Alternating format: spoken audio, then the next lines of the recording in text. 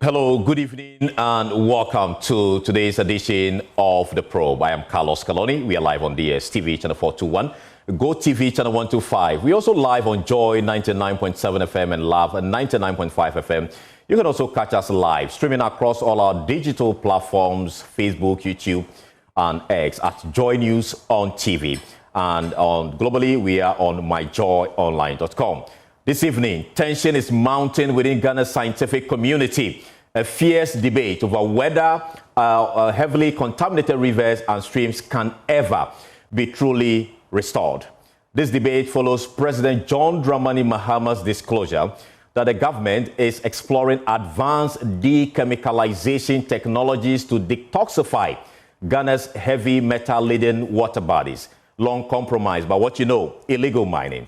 While some environmental scientists insist that complete dechemicalization of these polluted rivers is scientifically achievable through a number of means, others say that's pure illusion, warning that once mercury, lead, and cyanide infiltrate river sediment, no known technology can fully reverse the damage.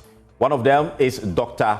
Ekpo Inyima Aka. He's an associate professor of food systems, toxicology, nutrition, and health risk assessment at the University of Education, Winneba. He vehemently disputes the existence of any such technology capable of fully purifying Ghana's poisoned rivers, dashing the hopes of millions who dream of drinking clean water again.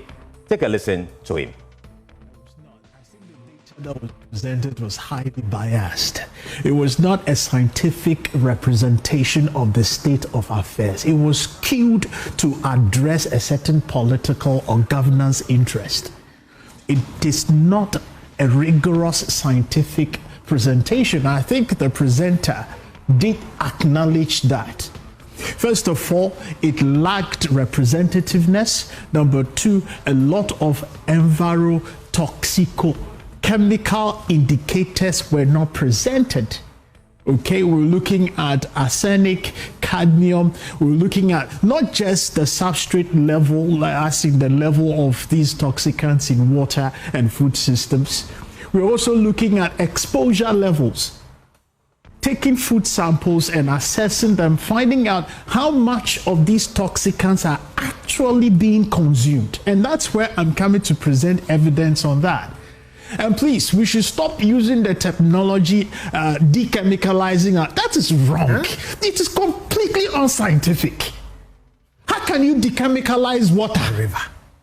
How can you dechemicalize food or water in this country? Which body of science can dechemicalize water? I was sad, to tell you the truth, when I was listening to people who were supposed to... But they said that was dechemicalization is doable, except it is expensive. H2O, water itself is a chemical. There are beneficial chemicals in water. There are very important minerals like iron. I'm talking about, if you look at some of the essential minerals that we are supposed to take, potassium, they are all inside. Are you going to remove them? So I was shocked when the EPA director or whoever she was saying that they would dechemicalize water. They are in the procurement process. You're saying we are going to throw money away? I'm not going to assume what she has done or not. But what struck me was that she was just talking politics. She's a political appointee. How can the first point is, as a specialist, head of a national institution, how can you open your mouth? How can you open your mouth? The specialist whom the president relies on and takes, and no wonder, and takes advice, technical advice from you, come and you stand on a national platform and states that you want to dechemicalize water, rivers. It's a shame. Well, that's Dr. Ekpo there. His comments have ignited a storm of controversy across the scientific community, actually on the corridors of science. Now, the Joy News Research Desk has been, investigating this, and tonight, let's give you a breakdown of what we found. And you have it there on your screen. Fight against illegal mining, the ugly. Now, rising water turbidity levels. Let's take you to some regions for us to understand the numbers. Now, the recommended NTU levels, which makes water safe for human consumption, stands at 2,000. That is the allowable. That is what every water that we drink should contain. But if you look at the figure, the blue in Setre Heman water plant in August 2024, the NTU figure stood at 14,000.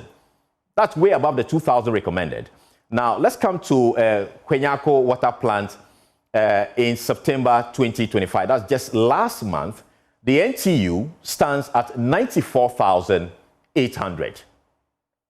Let's go on to see more figures. And this is what the Ghana Water Company, actually, the Ghana Water Limited figures that we are relying on to give you this. These are the, the NTU figures they put on their, letterhead, and we saw that. Let's go on and see more on the trend from 2005 all the way to 2024, the pollution level. You see there in 2005 that we're around 60, thereabouts. Then getting to about 2008, it went up and dropped from that point to 2013, and it started rising all the way to about 2023.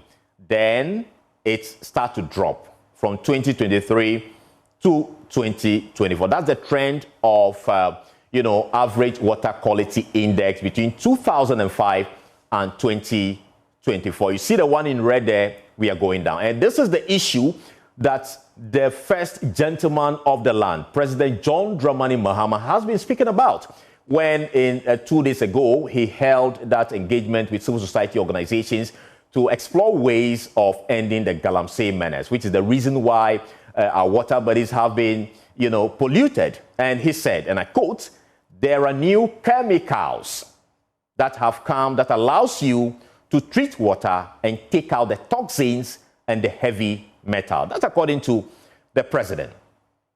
But let's look at the lands minister. He actually introduced the dechemicalization word. He said, we've also, as part of the initiative, focusing on dechemicalizing the water bodies and making sure we protect these water bodies. This is the first time we are seeing dechemicalization word, which Dr. Akpo Aka is vehemently against. We'll explore that on the show here tonight. And the lands minister also said, but corporate Ghana must come and support us collectively in this fight, especially reclaiming our water bodies and dechemicalizing program. It's a very expensive undertaking. So the minister agrees that the dechemicalization process is very expensive. We'll tell you why. Let's go on to see how the global picture looks like. And globally, several countries have actually attempted large-scale river decontamination, or what we are calling dechemicalization. Now, focus areas for such activities, heavy metal, to remove heavy metals from the river, which includes industrial influence, mining waste, and chemical residues. That's the focus for dechemicalization. Now, the dechemicalization often combines a number of things. It could be chemical, it could be physical, and it could be biological matter. So when we say dechemicalization, it's not a one process fit all. It can take so many forms. That's according to what Joy News Research is telling us. Now, these are some of the ways that the dechemicalization process, or the technologies that can be used to clear the water. You see the first one there, coagulation, chemical precipitation. You can have ion exchange. You can have adsorption and bioremediation and dredging. These are the technologies that can be used to actually clear the water. Now, let's take you to the United States, Detroit River. It's a project there, and they also face similar challenges we are facing here in Ghana. And in that river, the pollution type is heavy metals and PCBs. So the Detroit River was identified to have a lot of heavy metals in there. What technology did they use? They use dredging plus chemical precipitation. That's what they use. How much did they cost the U.S. taxpayer? $1 billion. And the success rate 80% contaminant removed, not 100%. You see there. Let's move on to another river. Passaic River is also in the United States. And in this case, dioxin metals were found in that river. Which technology was applied? They used dredging and capping. That's what they use. How much did it cost the U.S. taxpayer? $1.38 billion. Success rate is at 75%. You may say maybe U.S. is doing well, but let's take you to Turkey. They also face similar challenge, the Golden Horn, and the pollution type in that case was industrial and sewage, which polluted the water body. Which technology was used? They used dredging and aeration. And it cost them some $800 million, US dollars. And the success rate, 90% recovery. Now, let's head to China, the Jiangxi province. They also face that problem. And the pollution type there is rare earth and mining waste. In Ghana, we're having mining waste, all kinds of chemicals flowing into our water bodies. And which technology did they use to clear their water? They use chemicals and biological technology to clean the water. And it cost them $5.5 billion. And the success rate stands at 70%. Now, you may be thinking that's in Europe and Africa, abroad, but let's bring the situation to our own continent here in Africa. And you see Mozambique also suffered same Safe Water Africa project, and they also found some organic and heavy metals in their water. They employed electrochemical oxidation technology to clean the water. It cost them 3 million euros, and success rate stood at between 60 to 70%. Now, the challenges that come with this particular technologies, you see there, high capital and energy costs. It's complex and chemical mixtures in rivers, and time full recovery may take decades. So it's not like you go put in the technology and then you have clean water. It can take so many decades for that to be resolved. Now, let's look at the Ghana's case. In our case, over 18 rivers have been polluted by galamsey activities. The figures we gave you in the United States, a couple of rivers, but we have 18 of our major water bodies that have been polluted with heavy metals. So the big question tonight is, how expensive is it going to be if we really want to clean our water bodies? That's the big question. So the question we are asking tonight, can Ghana actually clean its waters and make water clear for consumers to take? Tonight on The Probe, we break it down. Joining me in studio will be Professor Nanama Brown-Kluche. She is the Chief Executive Officer of the Environmental Protection Authority. I also have Dr. Ekpo Inyuma. You heard him a while ago. He is an Associate Professor of Food Systems, Toxicology, Nutrition and Health Risk Assessment at the University of Education, Winneba. Also joining us via Zoom are Professor Julius Fobil. He is Environmental Health Scientist, School of Public Health at the University of Ghana. And also Department of Physics is Professor Kwachi. He will also be joining us.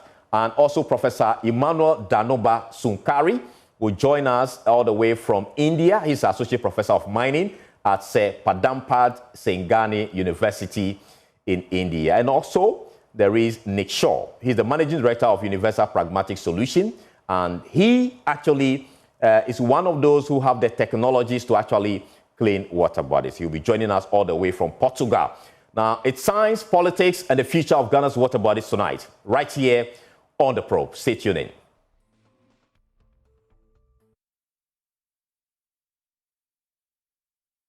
Welcome back, and thank you so much for staying with us here on The Probe tonight. Like I said, tonight's edition is a special one. We are looking at ways to clean our water bodies, to make our water bodies safer for everyone in this country. And let me start with you, Dr. Ekpo Inyuma. I believe I got your name right? Yes, please, you did. Right. So you believe that there is no technology actually to clean water bodies using chemical approach, dechemicalization. What's your basis for that argument? Thank you very much, Carlos. I want to start by making a correction.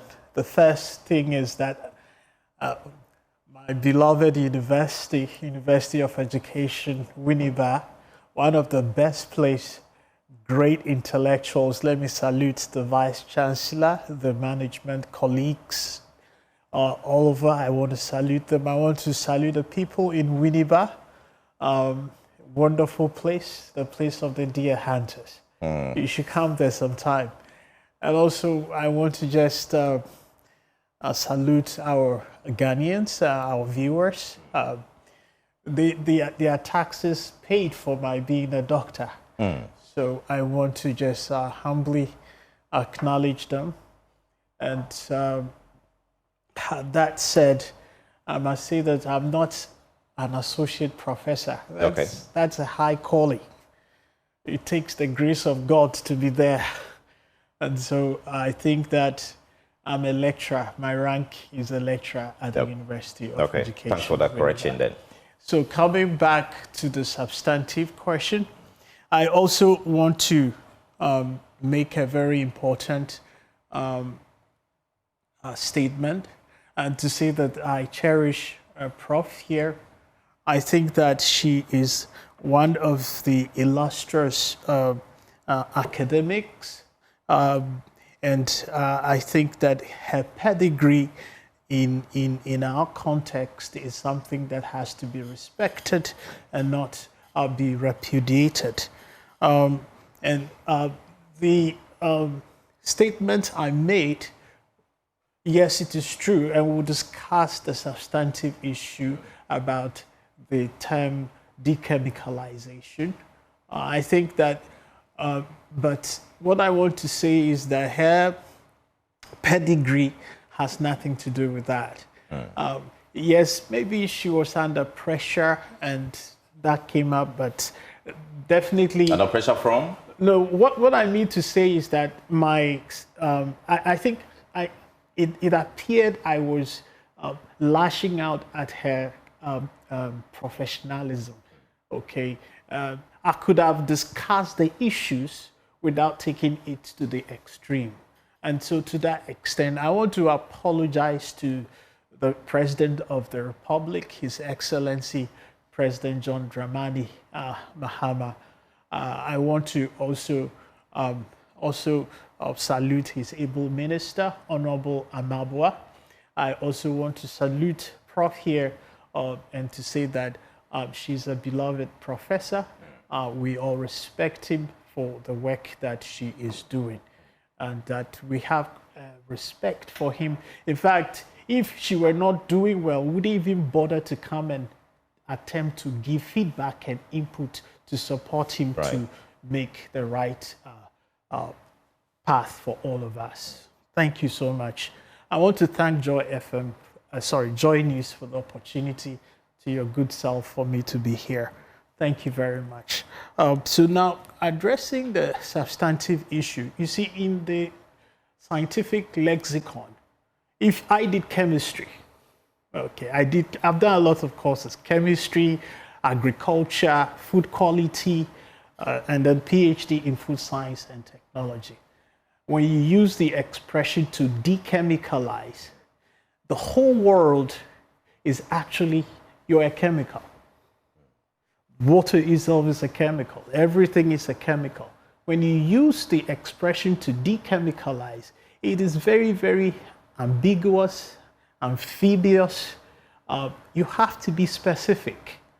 And that is why and in fact, in a setting, But in this case, it was a specific statement. I had that the government was exploring to bring in such technology. No, you could say that without using the expression dechemicalization. What is wrong with dechemicalization? See, let her explain exactly what she meant by dechemicalization. No, you said yes. Dechemicalization cannot be used. You can't. Nothing exists like that. So I want you to explain to us what is wrong with the term dechemicalization. What is wrong with it is that when you say you want to dechemicalize, at the end of the day, you want to see that in the context in which you want to dechemicalize, there's no chemical there.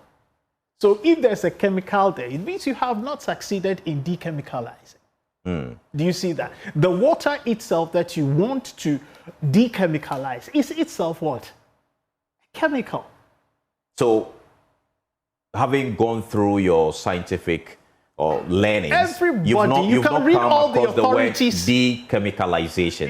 It's not just me. You can go through, you could do a systematic review, which is something I was doing, but the time was too short for me to conclude. You could do a systematic review of the expression dechemicalization. In the lexicon of risk assessment, pollution remediation, this expression is not used. Which expression do we use then? Dechemicalization. Which expression can we use in that context? Like you were saying, you can decontaminate, you can detoxify, you can purify. What is detoxification? What is the difference between detoxification and dechemicalization for our viewers? Thank you, Carlos. So when we say that you have to detoxify, it means you're removing the toxin from the context. Here we are looking at what we refer to as a closed system.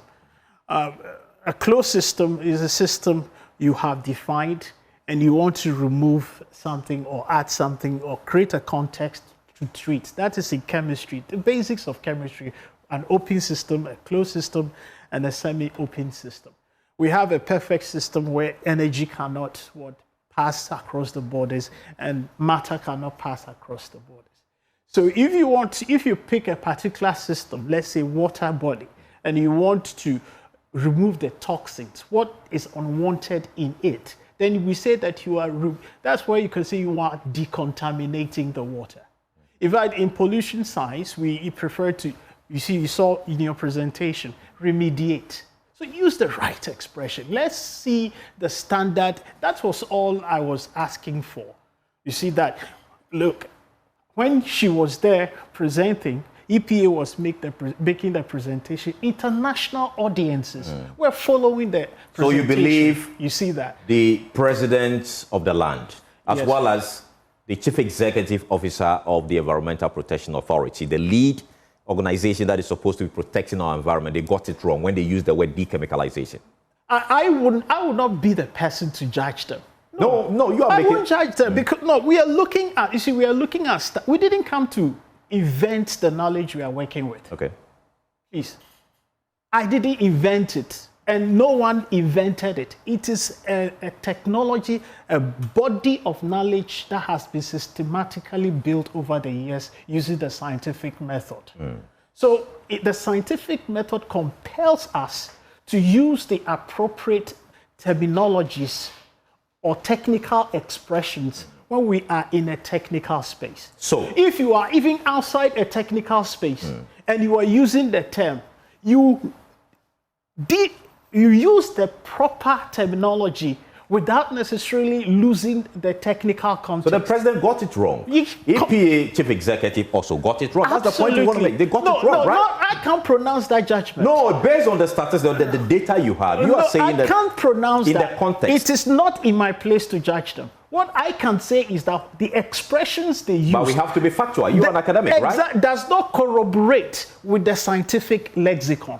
For example, when I was doing advocacy, for example, in Winneba, I'm going to do how they have arranged to do a talk on how you could handle your own water at home because of the galamsey water that we are having. To teach basic processes you could go through in order to clean it or purify it to such an extent. I will use the expression clean, purify.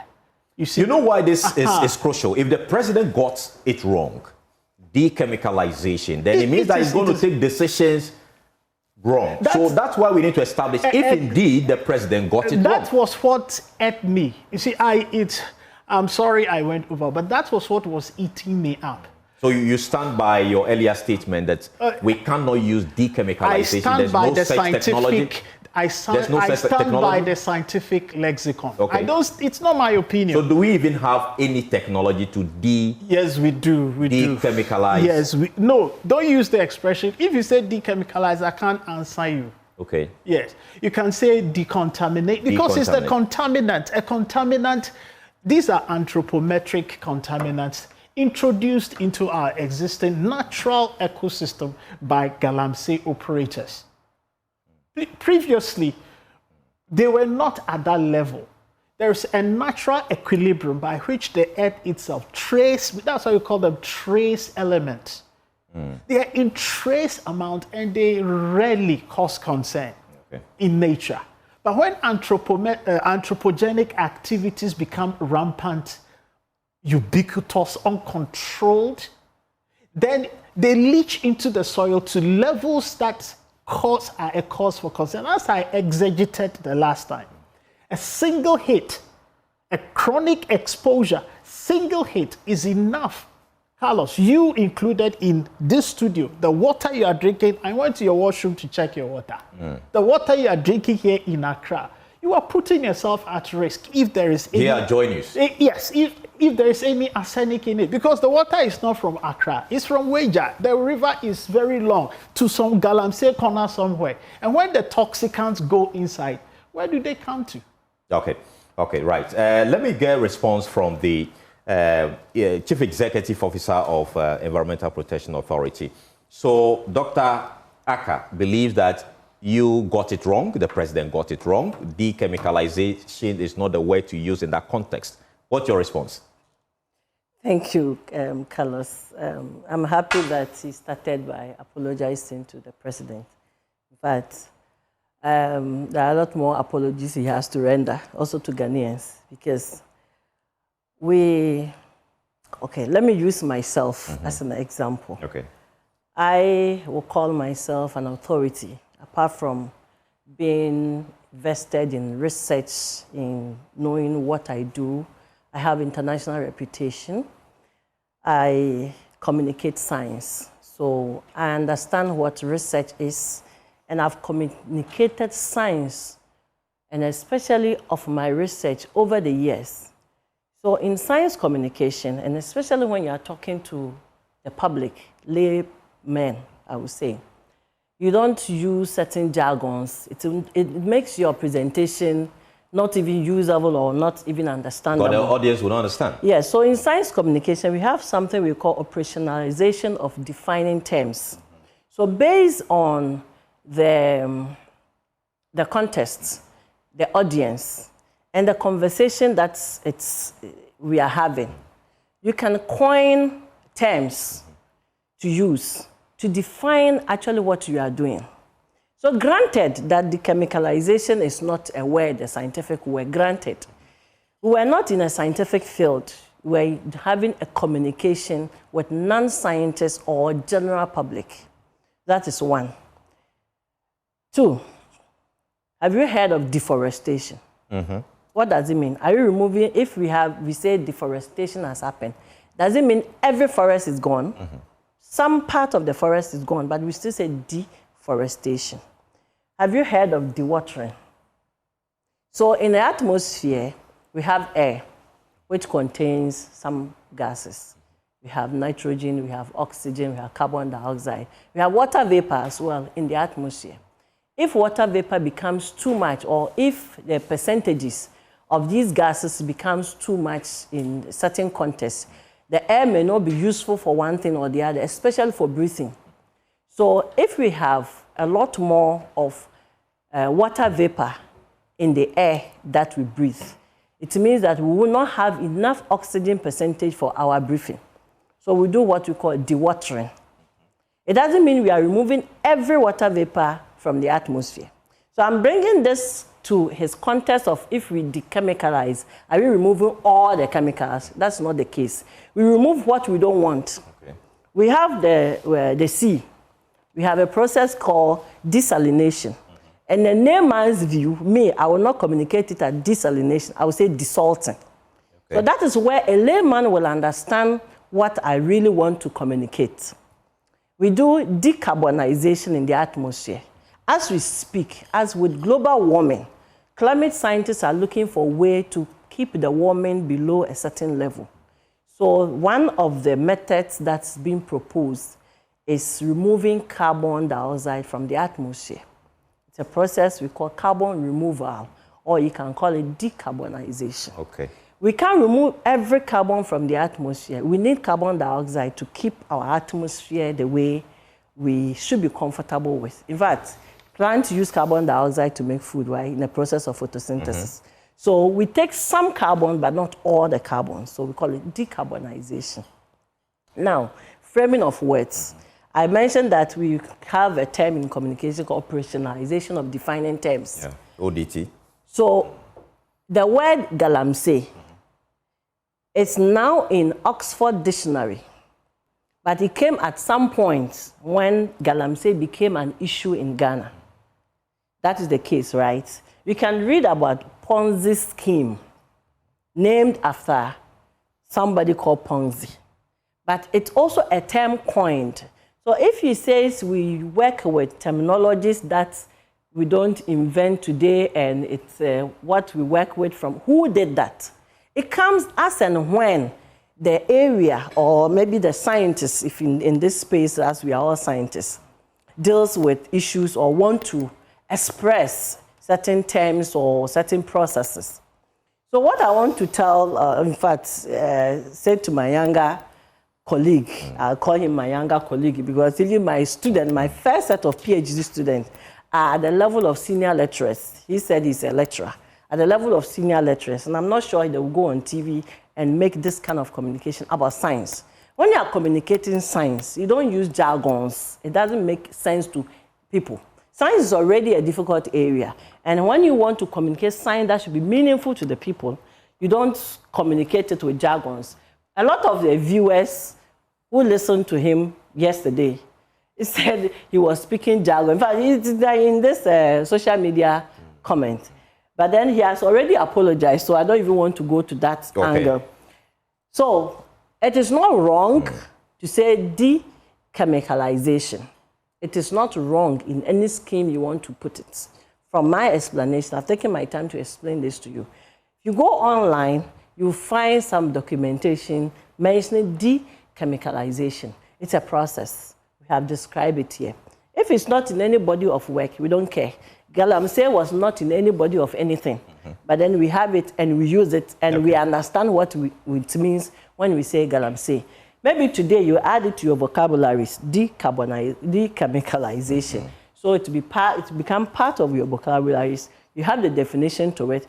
In your preamble, you are giving different methods that we can use to classify what is called or what we call dechemicalization, right? Yeah. Okay. So the president got it right. You agree? Briefly, because I have other guests. He's admitted that the president and herself got it wrong. And that they are... She has just explained. No, she said that what? it is not in the... I didn't say that. Locus classicus. No, sorry.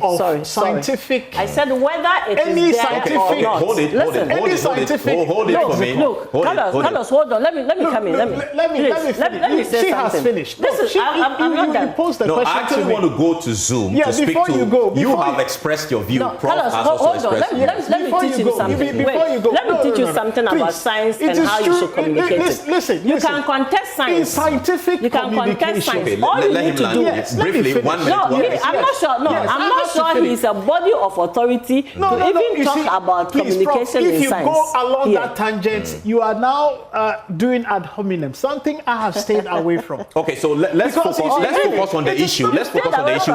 Please, let me come in. If you want to go there, let's go to Zoom. Let's go to Zoom. Let me bring in Professor Julius Phoebe. Julius Phoebe is environmental scientist. Welcome to the conversation this evening. What do you make of the issue we are discussing? School of thought believe that there's nowhere like dechemicalization, a process, no technology that can help us clean our water bodies. You are also in this space and you are a professor. You are an authority too. What's your take on this matter?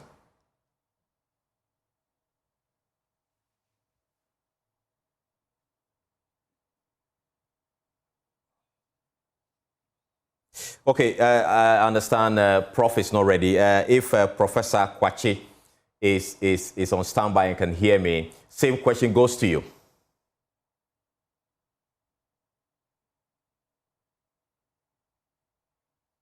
If you can unmute, I believe we can hear what you're saying. I can hear you. Right. And yes, thank you very much. And let me greet your viewers and listeners and also the panelists on the studio. And first of all, I wouldn't want to go into the chemicalization and these terms and all that. But I think that what I'm interested in is the fact that we can make clean water from our rivers possible, because we have been working on this for the past 10 years.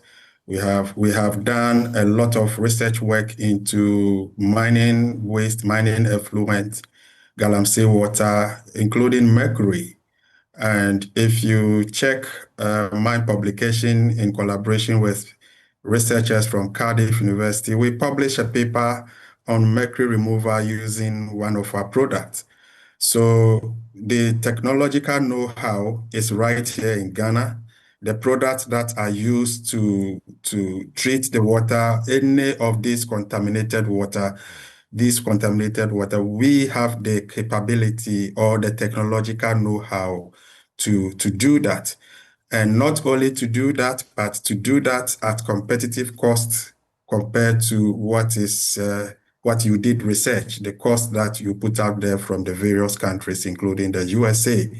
So I am here to let the nation know that yes, we can make clean water happen from the current state of our polluted water bodies. We can make it happen. We have done extensive work, and though we are not at the scale in terms of capacity where we are not at that scale, but it has proven to work at different scales in terms of bench scale, in terms of laboratory pilots and all that. We have also demonstrated this, some of this water treatment at global scale, especially in Dubai last year. We were in Dubai to demonstrate how our product can even desalinate seawater. So you are saying that lose. Ghana has the technology to actually remove, the lead and the cyanide, all those things from our water bodies? Emphatically, yes. Okay. Concerns have been raised about flowing, how to actually do that when the water is flowing or the rivers flow. Possible? When the waters are, if you have rivers, then it is not advisable to put the chemical or normally we use the term adsorbent because most of the chemicals used to treat the water, they are adsorbent. It is not advisable, and in fact, it is not a good thing, in quote, to put these adsorbent directly into the rivers. But we recommend controlled treatment at point of contamination so that you can have treated water before you discharge into these streams or rivers. So it is not possible to treat the water body. Is that your point? Yes, it is not possible because the water chemistry that happens during this treatment phase changes with conditions. I mean, temperature, pH, even the dosage that's available of these chemicals that are available, the contact time, all these are factors that you need to control before you can say that you have a system, and once you stay within these operating parameters, then you can treat the water. But just dumping it, and I hear it is a nanoliquid. Nanoliquid are nanoparticles that are suspended in water. So what you are going to do is that these nanoparticles themselves at some point will become contaminants themselves. So normally in water treatment, you need to recover the adsorbent or the adsorption media and properly dispose of it or them. If you don't do that, then you are going to have a system where the contaminants that are either chemically bound or either they are adsorbed or whether they are chelated, whether they are complexed, they are still released back into the rivers. And so it will be counterproductive. Exactly. And then again, like I said, the operating parameters are critical. If you go outside these operating parameters, the adsorbent or the adsorption media becomes ineffective. Okay. So just dumping it will not really do the work. Okay. I believe we'll get some response to your position. Let's bring in Professor Emmanuel Danoba Sunkari all the way from India. He is an associate professor of mining engineering at Pandampat University in India. If you can hear me briefly, I'll come to you. Carlos, let me just interrupt. No, let me. I'm in charge. Let me just go to India and come back to you. Emmanuel, if you can hear me, what's your position on this matter? Yes, thank you so much, Carlos. I hope you can hear me well. We can hear you loud and clear. Yes, first of all, I would like to thank all your viewers for always watching this particular interesting show. And I would like to also thank my constituency people from the Nadoli Kaleo constituency. But you are in India, so why don't you just give us a scientific, you know? Yes. So the issue is that I think that there should be proper science communication. The banter that happened yesterday and even today, it is not so healthy, because it is one thing doing science and knowing something, and it's another thing communicating it effectively to people without downgrading the opinions of others. Thank you. And that is exactly what my good brother did yesterday, and even today he was veering off to the same tangent. Yes. So to the main issue, you are also a scientist. That is his position. What is your position? So in my position, that terminology is in existence. You can dechemicalize, and it is just semantics. It depends on how you use it. Decontaminate, detoxify, dechemicalize. And if your target is about chemical substances, then it is better to use dechemicalize. Maybe you are targeting potentially toxic elements like the arsenic, the cadmium, the mercury that are carcinogenic in nature. Then it is appropriate or very appropriate to use dechemicalize.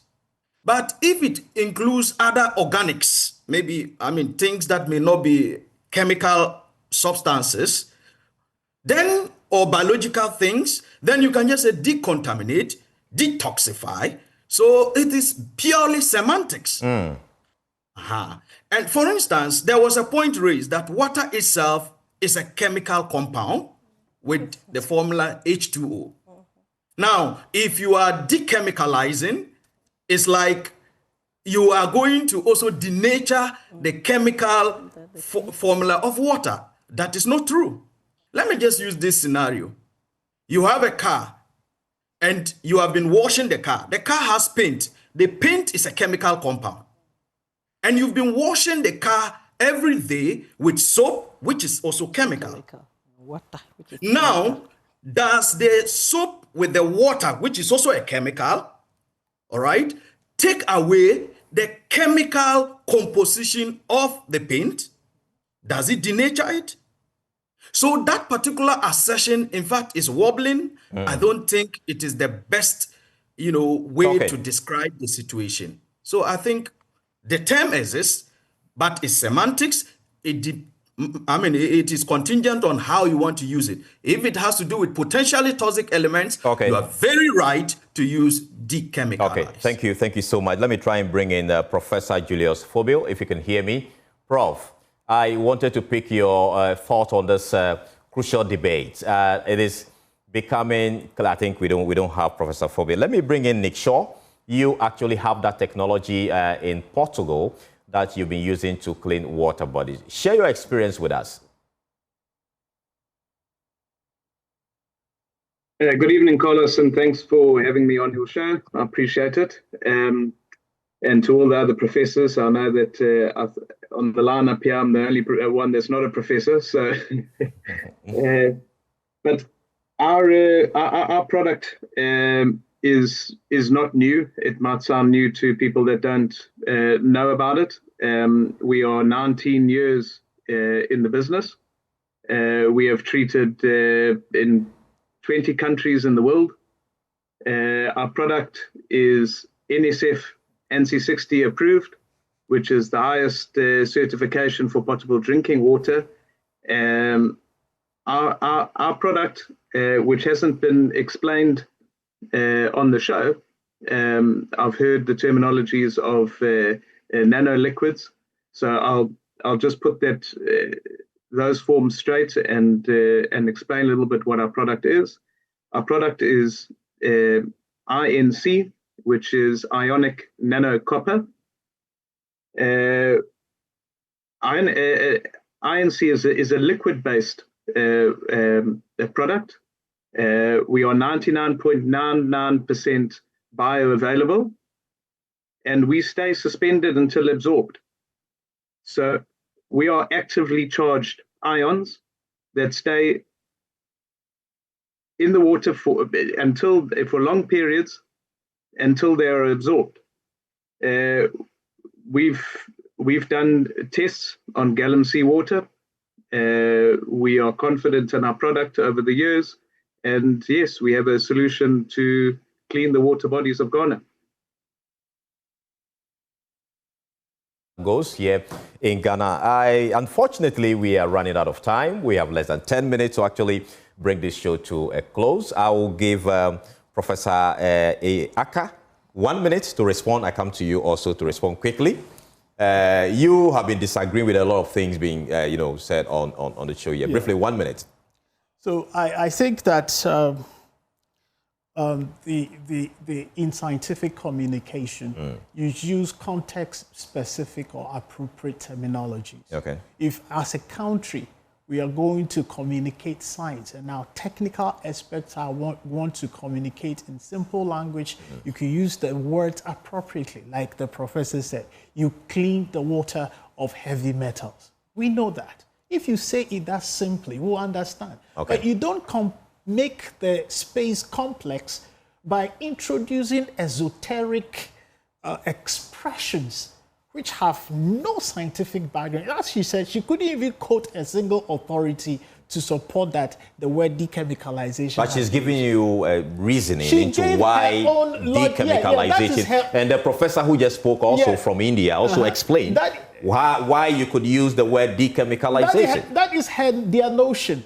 You see that? How is it possible that all of them appears to be on the side of dechemicalization, and you? When you have received calls at the background to speak in a certain way, it's difficult to. No. I disagree with you. This is Joy News. You see, I'm coming. This is Joy News. Yes, we are independent. We are credible. I believe it is for that reason that we are speaking to you here on this program. So you will not say persons have received, or you have proofs to show that persons have received. Here before I came here. Myself, I have received calls. I have even received threats on my life. Threats? Yes, I've received threats. From who? I've received people, be careful. Have you reported that to the police? They will kill you. No. Who am I going to? They said they will kill you. Who threatened you? Who threatened you? I said I've received people calling me all over. So if it's a threat, you got to respond.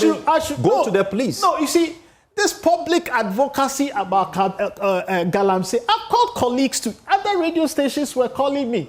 Other stations not related to this conversation. No, related to this conversation. I called colleagues to go. They said, please, I should leave them. I think I will advise that you report to the police. No. People have called me and said, well, be careful.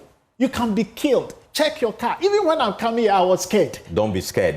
We are all trying to build Ghana. You see, so I will advise that you report to the police. But let's come. So let me come to the technology. You've done about 2 minutes already. Briefly, what would be your recommendation on this matter? What approach will we use? Tell us briefly. The principles are: number one, it has to be locally grown technologies, sourcing local resources. We must make sure that it is properly baselined.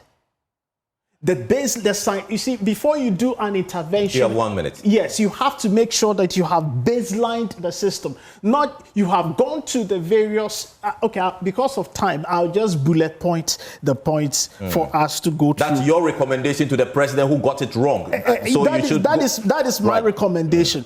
So I want to boldly state that the president must call for baseline with clear identified indicators, systematically and comprehensively reported by an independent biochemical monitoring team whose job it is to make sure that they have specified the indicators, they have put systems in place to identify. Number 3. Right, your time is up. Your time is up. Sure I'm afraid that we have to also give Prof some time to... The system is modulable, okay, and removable. For example, if it has to be modulated because, like the first prof you called was talking about, you cannot, for example, put liquids in a river and after easily remove them. It will increase the cost.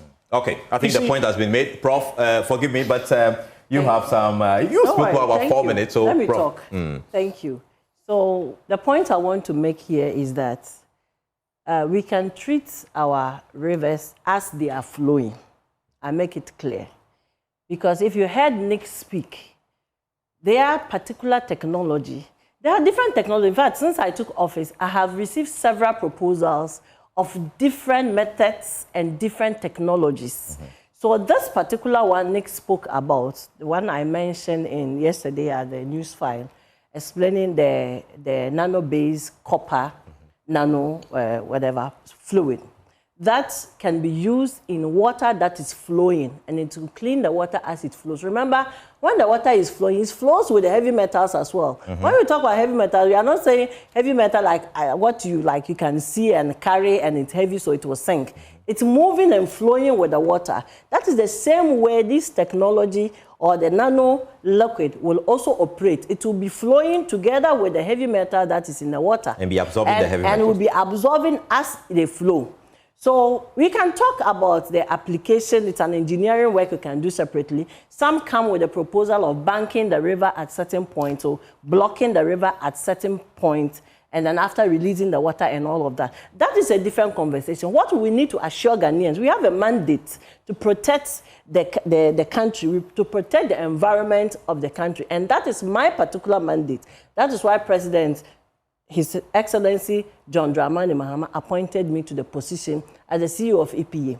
So I have a clear mandate to protect the country's environment. That includes water, air, food, and the land. So I am focused. I'm going for a proven technology that has been tested in different countries. I have seen some for myself. We have tried them in the labs. In fact, we demonstrated flowing river in the lab and did this test. Apart from being a climatologist, I'm a physicist. I was saying this on TV and Samson was making some other argument about it. I'm a physicist. In fact, I left office at the head of physics department at the University of Ghana before moving to the EPA. So I know my facts. This is physics-based technology. Yes, at a point, it has an interface with chemistry. But then with this, we know that the technology is available. It's proven. Particular application of this technology is also proven. We have seen examples in Greece. You have seen some in the US, in Israel, in Turkey, wherever. But this has been tested in Greece. I have seen for myself. We have done the test in the lab. So the EPA advised the government that this, we have tested, it works, and it's doable. All we need is the financial means to do this procurement. How much is it going to cost the taxpayer? We've seen billions of dollars for the US one. Yes. Have we quantified yet? Not yet. Okay. But to do a pilot to show to Ghanaians and even the presidency that this is doable, we need 200,000 USD. If you get it today, we'll do the pilot for every Ghanaian to see that with a flowing river, this particular technology can be used. And you said the technology is nano-liquid. Yes, it's a nano-liquid that is copper-based that can be used. That's just one particular also, technology. there are many other... There are many. Professor Kwachi mentioned his own technology. They use zeolite. For them, they do zeolite in memories. So they block the water in some places. As the water passes through the memory, it cleans. And it still has chemicals in there to decemicalize. Okay, so whether we like it or not, the word has come to stay. So EPA is looking at all these options? As in the various technologies? Yes, we are looking at all of the options, and we'll have to decide on the one that is more affordable, not just cheap. affordable because it's effective and also cost effective. What would It's you want what to we say want to to Ghanaians who have been hopes have been dashed, that we cannot, like Doc said, that we cannot so really... I want to tell my fellow Ghanaians that there is still hope because we are in technology age. And I will also advise my brother, the next time he sits on set to want to disagree to someone's opinion or something he is not well vested in. The last time I checked, you are a food nutritionist or something. You are not water technologies or whatever in that space, or nanotechnologies or technology that is used to purify water, or if what he doesn't like, to dechemicalize water. So we talk about communication and public communication. But the last one, I want to actually give this to my brother to study. These are the documentation I submitted for my promotion for full professor at the University of Ghana. Okay. I think it will help him go through as he prepares to get Unfortunately, higher. I know we have a lot to say. We have a lot to say, but we'll leave it here. Our viewers, that's all we have time for here on the show tonight. And you can log on to myjoyonline.com. My name is Carlos Scaloni. Bye-bye.